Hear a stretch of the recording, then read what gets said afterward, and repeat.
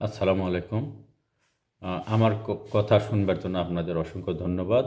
আজকে আমার আলোচনার বিষয় হচ্ছে বাংলাদেশে সাম্প্রতিককালে কিছু ঘটনা ঘটছে যে শিশুদেরকে ধর্ষণ করা হচ্ছে। বিশেষ করে মাগুরাতে ৮ বছরের শিশুকে ধর্ষণ করা হয়েছে এবং রংপুরে ৪র্থ শ্রেণীর শিক্ষার্থীকে ধর্ষণ করা হয়েছে। এখন এই ধর্ষণ বিরোধী আন্দোলন বিভিন্ন বিশ্ববিদ্যালয়ে হচ্ছে, বিভিন্ন জেলাতে সাধারণ মানুষ মানববন্ধন করছে। আমাদের দেশের নারীরা রাস্তায় নেমে পড়ছে। এখন আমার কথা হচ্ছে, যে নারীরা রাস্তায় নামলো, এদের তো পিতামাতা আছে। এদের পিতা তো পুরুষ। যে পুরুষেরা দেখছে যে অসংখ্য নারী বাংলাদেশের বিভিন্ন রাস্তায় প্রতিবাদ করছে, ধর্ষণ বিরোধী প্রতিবাদ করছে, এখানে পুরুষদের উপস্থিতি এত কম কেন? কেন আমার সন্তানকে যদি কেউ ধর্ষণ করে, এটা কি পুরুষদেরও দায় না? এখানে যত মিছিল দেখছি শুধু নারী আর নারী, নারী আর নারী, পুরুষেরা কোথায়? আজব কাহিনী। বাংলাদেশে আমি মনে করি যে এটা একটা সম্প্রীতির দেশ। বাংলাদেশ হিন্দু, বৌদ্ধ, খ্রিস্টান সবাই মিলেমিশে বসবাস করি। তারপরেও এখানে মুসলমানের সংখ্যা অনেক বেশি। আমার মনে হয় ৯২% মুসলিম এদেশে বাস করে এবং অধিকাংশ ধর্ষণের ঘটনা ঘটছে মুসলিম পরিবারের সন্তানদেরই। মুসলিম ছেলেরাই ধর্ষণ করছে। এটা কি ধরনের কথা? যেটা ধর্মীয় বিধিতে একেবারেই মৃত্যুদণ্ড নিশ্চিত করা আছে। ধর্মীয় বিধিতে তাকে একেবারে হত্যা করার নির্দেশ দেওয়া আছে, শিরশ্ছেদ করার নির্দেশ দেওয়া আছে। তারপরেও এই দেশে এই ধরনের ঘটনা কেন ঘটবে? এটা তো সম্ভব না। আমি মনে করি যে সৌদি আরবে ধর্ষণের যে শাস্তি দেওয়া হয় সেটা বাংলাদেশে অনুসরণ করা উচিত, বাংলাদেশ সরকারকে। ইরানে ধর্ষণের কি শাস্তি আছে সেটা বাংলাদেশকে অনুসরণ করা উচিত। আফগানিস্তানে ধর্ষণের কি শাস্তি আছে সেটা বাংলাদেশকে অনুসরণ করা উচিত। ইরাকে ধর্ষণের কি শাস্তি আছে, মিশরে কি শাস্তি আছে, এগুলো বাংলাদেশকে অনুসরণ করা উচিত।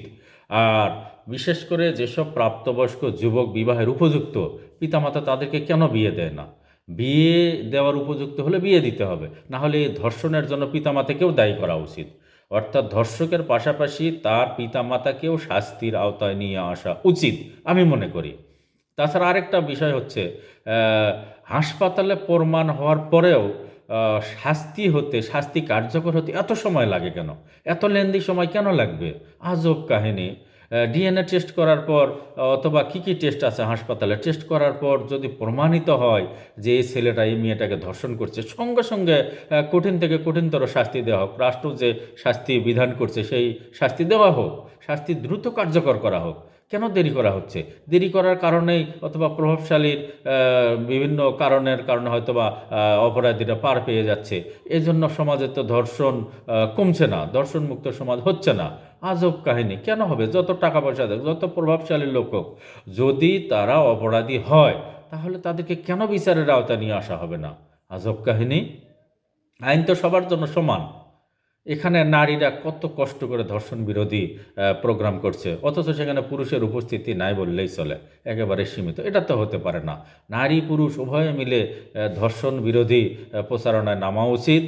আর ধর্ষকদের অতি দ্রুত গ্রেপ্তার করে যথোপযুক্ত শাস্তি দ্রুতগতিতে নিশ্চিত করা উচিত।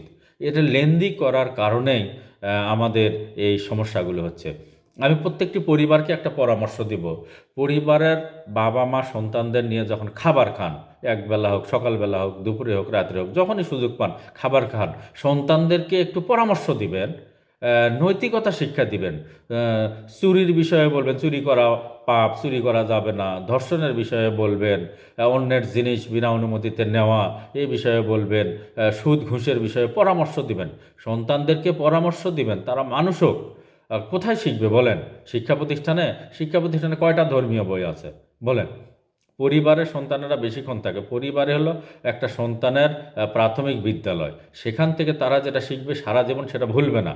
আমি মনে করি প্রত্যেক পিতামাতা তার সন্তানদেরকে শোয়ার সময় হোক অথবা খাওয়ার সময় হোক পরামর্শ দিবেন। পরামর্শ দিতে তো আর টাকা লাগে না। আপনারা পরামর্শ দিবেন সন্তানকে, তাহলে তো এই অপরাধ হয় না। আমি মনে করি যে এ অপরাধ যে ঘটছে, এই অপরাধের জন্য পিতামাতা উদাসীন। অতএব এই পিতামাতাকে শাস্তির আওতায় নিয়ে আসা হোক। যারা অপরাধী, এই অপরাধের সঙ্গে পুরো পরিবারকে শাস্তির আওতায় নিয়ে আসা হোক। তাহলে আমি মনে করি অপরাধ প্রবণতা কমবে। আমার কথা এতক্ষণ যারা শুনলেন তাদেরকে অসংখ্য ধন্যবাদ। আমার কথা যদি একটু ভালো লাগে, আপনারা আমার এই চ্যানেলটি সাবস্ক্রাইব করবেন এবং আমাকে উৎসাহ দিবেন। এ বলে আমি আমার কথা শেষ করছি। খোদা হাফেজ। আসসালামু আলাইকুম।